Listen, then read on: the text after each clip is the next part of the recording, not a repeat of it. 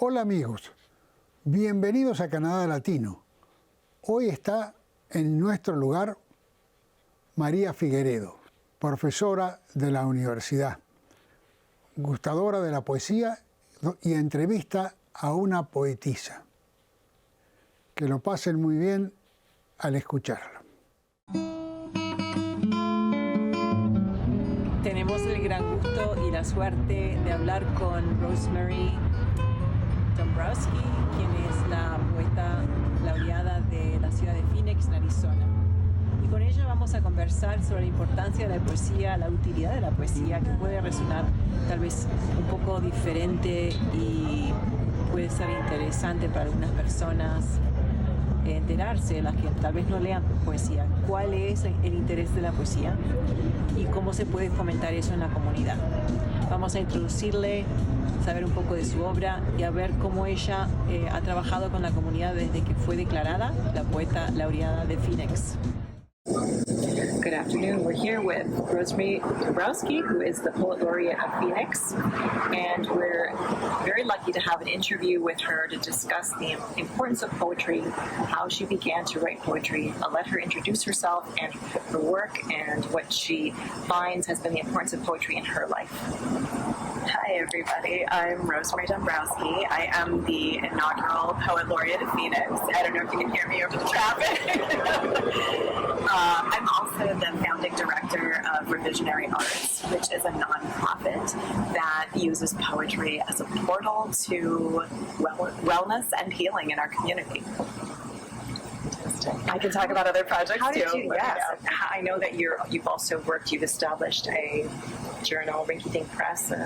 Yes, it's a small press. I think we just published, we're probably well beyond our 100th collection, but we published individual author collections in microzine form. So those are very small. They're about this big.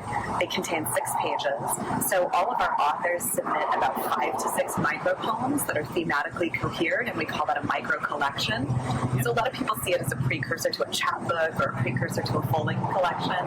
But we also have a lot of veteran authors that just think it's cute and cool. Wonderful. Yeah, and submit to us as well. Ready, so in the bus. Yes, yes. I think it's an intergenerational thing. It has appeal across generations because it's a zine and because we individually design covers that look really cool, and all of our editors have their own aesthetic, and we all design covers for the authors that we work with. So that's great. I love poets that make poetry cool.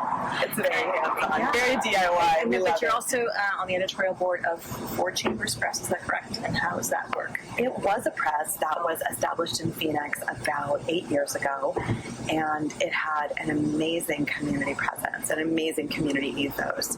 So we focused on community gatherings like farmers markets and food festivals, and we tabled at them. We made sure that we brought our authors out and we were showcasing their work, readings throughout the downtown Phoenix area. And I think we started to change literary culture, if that's even a thing. We started to change literary culture. I think we started to establish one in Phoenix.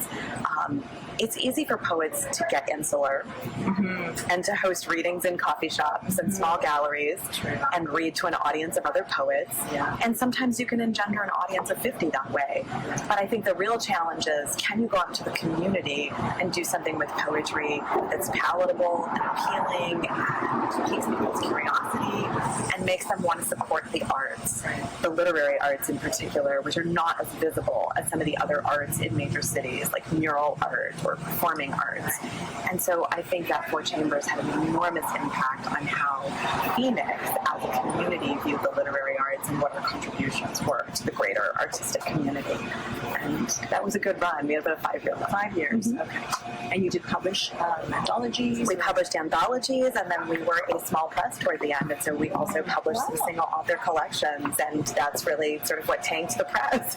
Small presses have to be careful when they don't have a lot of funding. Right. That's a lot to take on when you put out a call and get 500 manuscripts. That can kind of be the death knell of a small press, which is why Rinky Dink only opens once a year for 1 month. month. We still get 250 manuscripts, but then we feel like we can give ourselves grace. We can take a year to read them, and our authors are really patient with us. So that helps. Oh, and I also read that as an educator, I know that you teach at ASU. I do. Arizona State University. Yes. And she teaches literature, women's literature, and poetry, and also journal creation and editorial process. I would love to take that course. I do. It's a fun one. My students and I will take a journal from call to launch in 16 weeks. That is what we've been doing for years. And we started with a journal called Right on Downtown, which primarily focused on creatives in Phoenix. And so we were publishing the work of Phoenicians, and we were also interviewing Phoenicians who were not in the literary arts, but were in some artistic realm and were kind of contributing to the redefinition of arts and culture in Phoenix. So we had a 16-year run with Right on Downtown, and I just retired it to launch Issued Stories of Service, which is a military-affiliated and veteran-centric journal that is sponsored by the Office of Veteran Affairs and also the Piper Center for Creative Writing at ASU. What is the journal that's associated with the medical aspect of things? That's Gray Matter. That is at the U of A Medical School, the College of Medicine, and that's also in downtown Phoenix. I'm an affiliate faculty member over there, so I oftentimes teach second year and third year med students. I write a lot of poetry for them. I show up at a lot of their events, and I curate the poetry pharmacy in Banner Hospital, which I do in conjunction with the women who have started the Compassion Center in Banner Hospital. How beautiful is that? It's a beautiful facility that is dedicated to all staff at Banner Hospital. It's a space for them to practice self-compassion and self-care, and they come into the Compassion Center and grab a prescription for grief or a prescription for, mindfulness or whatever it is, they might need to focus on that day, and they can either keep it for themselves or give it to a colleague or give it to a patient. So that is just another outcropping of the College of Medicine work. Excellent, because you normally hear of art therapy for the patients mainly, but that idea of also cultivating that reflection in the healthcare practitioners, that's new. And you've done a lot of this crossing over from the literary into other fields, the STEM fields especially, which are the ones that have a lot more focus. Those are my favorite. Those are my Business favorite. and STEM. Yeah. I love the medical humanities, and I didn't think of myself as a medical humanist until more recently, even though I've always been a medical poet, and this was always the work that I was doing. My son's 24. Yeah, my son's 24. He has non-speaking autism, very severe, level 3, intellectual disabilities, 3 congenital heart defects, epilepsy. So we have had a challenging life, a lot of medical challenges, a lot of emotional challenges. I've written my way through. I've written for my life. I mean, poetry has been, kind of a lifesaver for me. It's been a means for me to express my frustration as a caregiver, my trauma as a caregiver, but, maybe more importantly, it's been a means for me to give voice to my son. La segunda parte de la entrevista viene a continuación. Did you start writing poetry because of your son, or had you written poetry before that? And the second one is the idea of, because there are some people that are intimidated by poetry, so although it seems to engender empathy when you read someone else's poetry, sometimes they're intimidated to write their own or to have someone else read their own outside of a journal. Sure. So how do you navigate when you're sharing to people that it's so important to use that as an expression to get out there to others? I think in therapeutic spaces, it's been pretty easy. If you walk into a curated therapeutic space, meaning you know who your audience is going to be, if you walk in with the right poem or the right poems and you present them with those first and you let them sit with those, talk about the emotions and feelings that those poems engender, almost everyone in that workshop is really eager to say something about themselves. They're really eager to delve deeper into those emotions that poem we read together conjured up for them. And so I've not seen a lot lot of hesitancy in those spaces. Literary spaces are different. Right. The bar is higher. We think about craft. And so it can be really intimidating to read a poem that you wrote in 10 minutes after some masterful poet has just read their poem. And you think, mine doesn't really compare. Right. And so, you know, we still feel that, I think, in those literary spaces. But in therapeutic spaces, I don't see that same level of intimidation. That's true. It's more of just a sense of authenticity, as long as it's my experience that I own that. That's right. Criteria. Yeah, that's right. And even if they're uncomfortable with poetry when they walk through the door, I think, and this is me quoting Mark Doty, poetry teaches us how to sit with discomfort. It's one of those spaces that we don't have to stay in very long. It may only take me 30 seconds to read that opening poem at that workshop. And that might result in, 30 seconds or more of discomfort for the participants.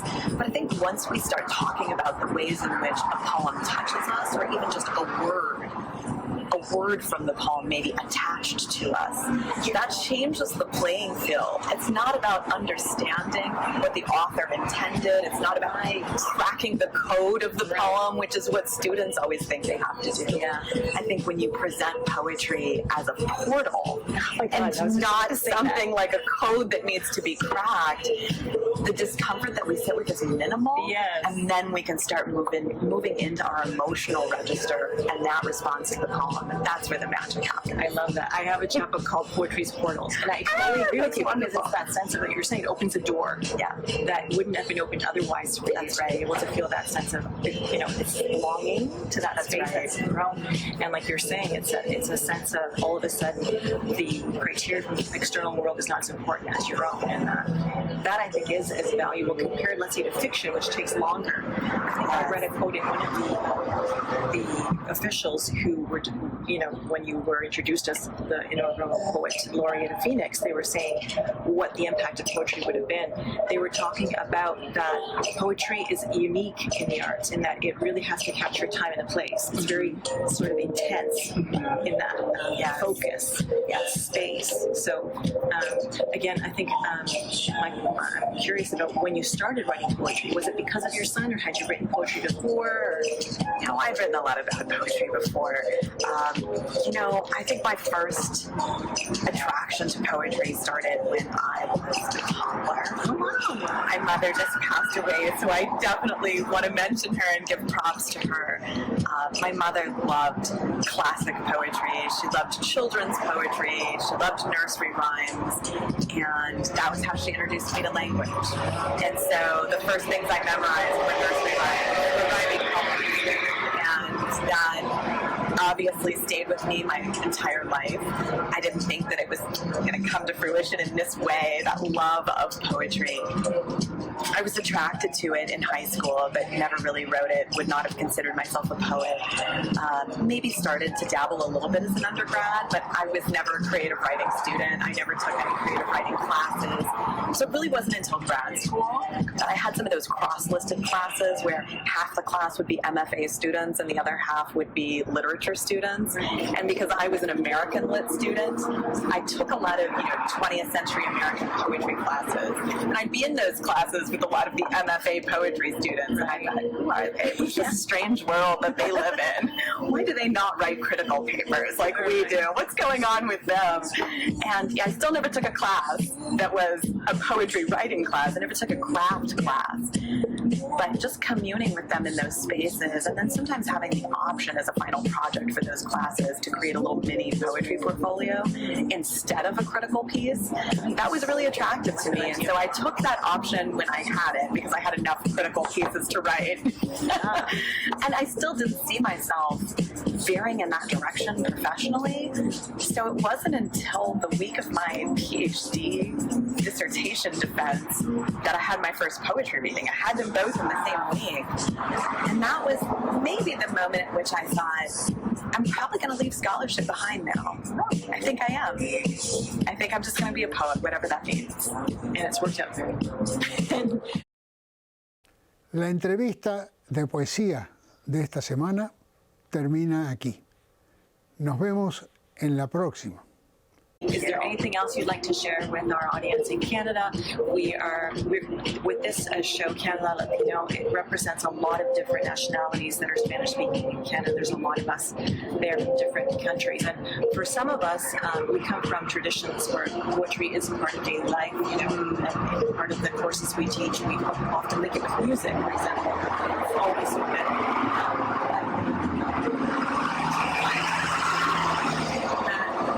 they say, no, the literary forum, right, the literary genre that's more popular is fiction.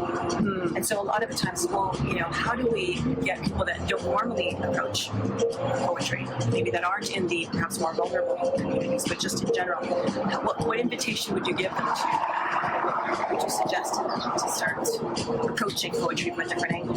Interesting.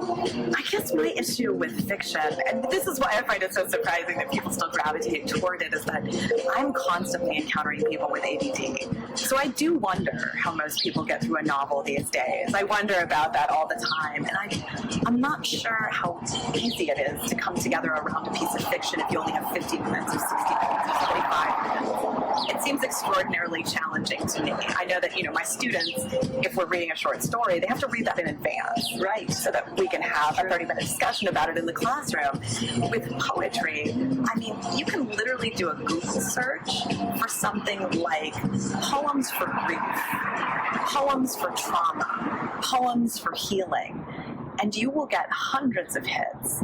And I would just challenge everybody to do that, to search for poetry in a sort of an area or a realm that they feel like they might need a little bit of insight or guidance into, and then see what comes up. It might be a 12-line Emily Dickinson poem. It might be a 50-line Neruda poem. Yeah. It might be, a 40-line poem by a contemporary poet that you've never heard of. But it's probably going to be by somebody who has shared some of your pain or shared some of your trauma. It's probably going to be, a 1-minute read in which you see some aspect of yourself. And I think that reflexive relationship that poetry can generate in 30 seconds to a minute is not replicable in any other genre of art or literature. It's just not. It's not. So I would challenge everybody to Google what they need. Google what you need. I completely agree with you. And read a poem and see if there's even just a line, a phrase, a word that speaks to you. That's the magic of poetry. I think that's a key too, to not get intimidated, because a lot of my students, for example, at the university said it's too hard. Poetry is too hard, even if it is shorter than a novel to read. A novel is daunting, I agree, but they'll find a short story more accessible. They find it linguistically more accessible, or they're just more used to that story time kind of format. Whereas a poem, they think sometimes they have to know, like you're saying, they have to decodify. Right. Every line. Yeah. Every phrase. And I say all the time when I'm reading Dickinson, I just skip over lines. I skip over lines when I'm reading Dickinson because, she's using a 19th century diction and she's using a 19th century lexicon. Yeah. And so I'm not sure that that's ever fully accessible to a 21st century reader, especially a young one who's not steeped in 19th century literary studies. And I don't know why that's important. I really don't. A poem to me is more like, I hate to equate it to something like fortune cookie, but it's more like a fortune cookie. It's really just about that line that you take away. That's all I'm ever hoping my participants are going to take with them. But I will also argue for the value of narrative poetry and accessible poetry, which is rampant in the 21st century marketplace. So it's there. We don't have to go back to the 19th century. It's not as though you can't start with 21st century poetry. And I think students have always felt that they can't start with 21st century poetry. But they have to know the entire history of poetry, the continuum, as Eliot called it, in order to be able to enter at the right place or to understand, what's going on in the 21st century. I think that's helpful if you're a scholar of poetry. I'm not sure that's helpful to anybody else. I think it's horrifying to everybody else. Very true. I agree. Yeah, that's true. Those doesn't like it, maybe not so much, but yeah. Because I feel like if you don't get beyond hope as a thing with feathers, that's okay. Yeah. Because that's the gem right there, right? You really don't need any more of that Dickinson poem than that. And sometimes that's all people need. Fabulous. I agree. Anything else that you'd like to share, Rosemary? just thank you for wanting to talk to me about poetry and its healing properties, because that is why I will continue to return to it throughout the course of my life. Not because I'm the most masterful crafter of it, but because it heals me. On that beautiful note, hopefully this is just a pause in our conversation with Rosemary Dombrowski. We'll come back with more at some other point in time. Thank you for watching. Thank you. Feliz Navidad y próspero Año Nuevo les desea el Dr. Julio García y su oficina dental. Hola, la familia de Saras Becker, y quería desearle una feliz Navidad, un próspero Año Nuevo y que Dios bendiga a todos sus hogares, y gracias por ser parte de Saras Becker también.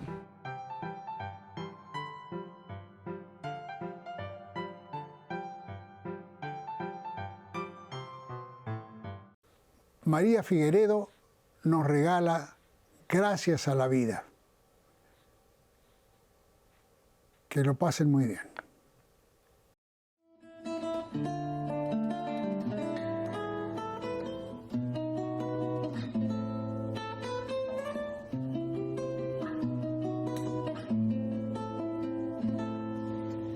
Gracias a la vida que me ha dado tanto, me dio dos luceros que cuando los abro perfecto distingo lo negro del blanco, y en el alto cielo su fondo estrellado, y en las multitudes al hombre que yo amo.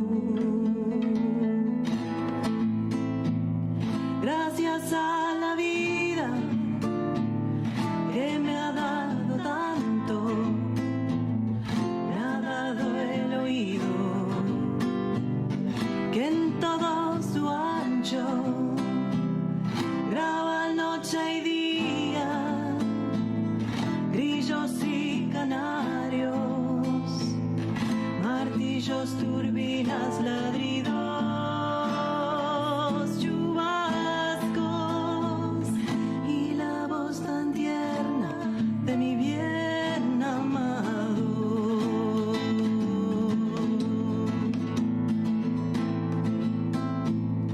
Gracias a la vida que me ha dado tanto, me ha dado el sonido y el abecedario, con él las palabras que pienso y declaro, madre, amigo, hermano y luz alumbrando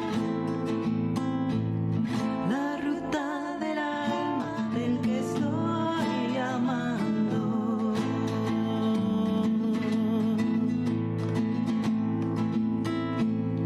Gracias a la vida que me ha dado tanto, me ha dado la marcha de mis pies cansados, con ellos anduve ciudades y charcos, playas y desiertos, montañas y llanos, y la casa tuya, tu calle, tu patio.